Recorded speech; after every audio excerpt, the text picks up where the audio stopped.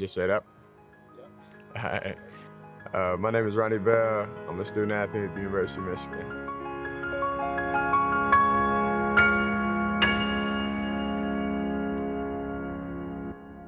As a child, my dad was coaching football, so me and my siblings, 2 little brothers and my little sister, it was definitely around sports the entire time. Whether we was doing our own sports or, like I said, with my dad coaching, that was definitely a big part of my childhood. And we all grew up in Kansas City. He loved being a big brother, loved letting them know that he was their big brother. His personality as a kid, just growing up, he loved to talk, full of energy. Fearless. Fearless is definitely something. If it was jumping off the kitchen table, he would try it. I always wanted to play football. It was just a matter of time before my dad was, I guess, gave me the green light to play football. So like Little League, and all my friends in elementary school were doing Little League football. I never was a part of any of that, but once we got older and I was able to play, is when I started playing. I always loved sports. I think the passion for it was always there. Once it ramped up, it definitely was a hump to get over. The biggest adversity, especially as a kid, being as young as I was, like 13, to look myself in the mirror and realize that I needed to get a lot better, especially if I wanted to play at the level that I wanted to play at. It wasn't really any fingers to point besides the thumb pointing back at myself, that it was me that needed to put a lot of work in. My talents took time, and I just had to get better. More specifically in basketball, that was probably my main sport. When I was in high school, I definitely felt like I was being overlooked. And at the time, I really didn't know what I was doing wrong or what I was missing to at least just have a chance, to go play somewhere. So yeah, I definitely felt like I was overlooked. I think it mattered to me that I wasn't getting any football looks while I was in high school playing. And I think probably the biggest thing that I just wanted to do every time I was playing was just to show that I felt like I could play college football. And I knew I wanted to play college football, so there was only one way to go about that, and that was just play as hard as you can. Watching him develop into someone that is fully confident in his skill and what he's doing, I've actually watched him grow into the position to where he's almost a coach, which makes me real proud to see that he doesn't know he's following into my footsteps, but he is. What I learned from my experience in high school, from having no offers to getting such a big offer from the University of Michigan, was definitely just a cliche thing, but really just keep your head down and just keep working. And it definitely all plays out the way it's supposed to. It was the first game of the season. As I was running around, I felt like I was elite. My hand placement was elite. Everything that I was doing just felt really, really good. Comes a blitz. McNamara, one-on-one shut down the sideline, looking for Ronnie Bell. Pulls it in with one hand, and a flag thrown as well. A ridiculous catch by Ronnie Bell. His first couple snaps of that game, I just remember being out there, and I felt like a butterfly, man. You know what I mean? He's going to take a shot. Looking for Ronnie Bell. Bell's got it! Breaks free! He'll walk to the end zone. 76 yards. That's a Michigan touchdown. The excitement in the stadium was different. We had already scored one touchdown, but that was our first big touchdown. And when I came to the sideline, everybody on the team is so excited. I think the defense got a 3-and-out or something that next possession, and then the punt went to me. I want to kick this one to Bell, and instead it's a line drive right to him. First guy came down, I made one miss. He could be dangerous. I felt like I kind of got skinny through a bunch of people. He finds a crease. And then right as I cleared that bunch of people, I looked to my left and I realized wasn't nobody over there. So I went to make a cut to head that way, and one of my guys had fallen. So as I made the cut, I had to jump over him. And, right as I was in the air, I realized, I felt like I was in a position where, if I was to fall, it's okay. But I also knew, if I was to land right now, there is nobody over there, and I can go score this touchdown. I kid you not, as I'm making this cut, all of this is going through my head. Does not want to kick this one to Bell, and instead it's a line drive right to him. He could be dangerous. He finds a crease. Like it was crazy how fast it happened.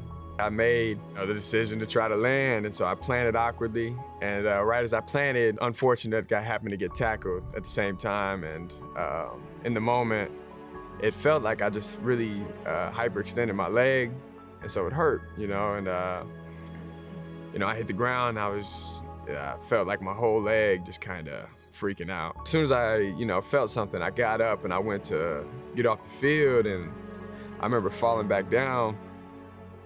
And I thought maybe it was because I was like babying my leg or something, Like maybe I was just, too scared to put something on it. So, I kind of psyched myself up, like, Like, come on, dog, we about to walk off the field. And then when I went to get up the second time was when I fell again. And then that's when everybody was kind of like, Ronnie, stay down.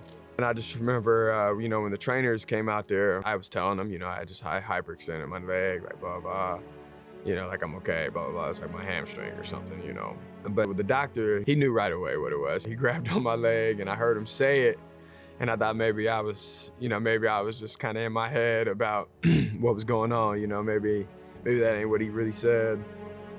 And then when we got to the sideline, I heard him say it again. Put him on the cart. And they're going to take Ronnie Bell back to the locker room. But nothing was ever really certain. So, we got all the way back upstairs and, hit the MRI, I think, later that day. And then that's when everything was 100%, we knew. See that there? That emotional embrace tells me not awesome. And I don't want to make assumptions, it just tells me he knows. So when I got the news about, what exactly the injury was, I was in my room. It was just me and my dad at the time. And I don't even really remember what I was feeling. I just think I think we was just like crying, like just because the amount of energy and effort that had been put into what I was doing, and for me to feel how I was feeling before what had happened, it just kind of felt like the world was a little bit crashing down at the moment. The day that he hurt his knee, I didn't really feel the impact of how he led these guys, But when they came into the locker room and at halftime, I knew. Yeah. Oh. That was deep for me. Yeah, that was. Support that I got from my team and my family was just as important as anything throughout the rehab process. My dad was here whenever I first got injured, and then my mom was here whenever I had first got the surgery. And so, like both of them being in my corner and really helped me in those early days were really, really big. And then, after surgery, the biggest hump of that was just like not being able to sleep or keeping yourself up at night just with your thoughts. And I think the only thought that really, stayed in my head, that stayed in my way was, when I do come back, like, what if I'm not the player that I was? Because, I knew what level I was at, and I felt like I was at a whole new level that I had never even been at before. And I think one of the biggest questions that I kept myself up with was like, what if I'm not where I was? There was good days and bad days. Yeah. There were days where he would call or send videos, and so we could kind of see what he was doing and how he was doing. And there were days where he was tired, exhausted. There were days we would talk about how you're doing in the classroom and, things like that. But overall, he was attacking it. It was another challenge put in front of him. Yeah. The team, like, it's something about this building, man. Like, once you in here, none of those guys would let me be down like for a second. It was emotional that first Sunday coming in after the first game, but they hooked me up with like a golf cart for practice, and I'm driving around and I'm coaching now, And like, you know, the guys were all for it. They were fired up for it. He's definitely inspired me, you know, that everything's gonna be all right. You know, just keep going, keep fighting. You know, there's things we deal with day to day, you know, as adults, as parents or whatnot, but you know, there's times I think about, like, he's up there by himself, you know. He fought through it. You can find a way through it, you know, no matter what it is.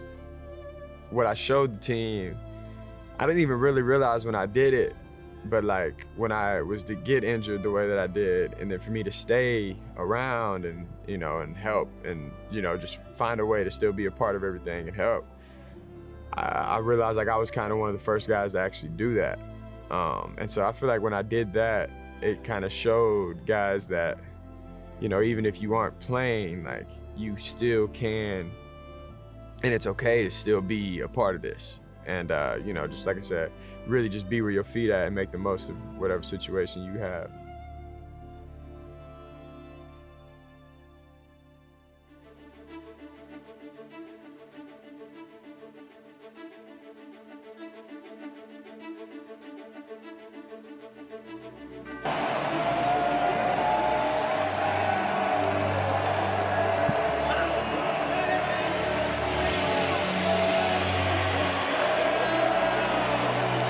Ronnie, you guys have persevered. You yourself have persevered. You had that knee injury a year ago. You come back here, and now you and your teammates have done something that no other Michigan team has done. You're 13-0. Yes, sir. Tell me how you feel. It's just a blessing, man. This team is battle-tested, and these guys, man, from everybody in the program, everybody in the building, everybody's worked so hard. And to see it all coming full circle like this is a beautiful thing. It's a beautiful blessing. Congratulations, bud.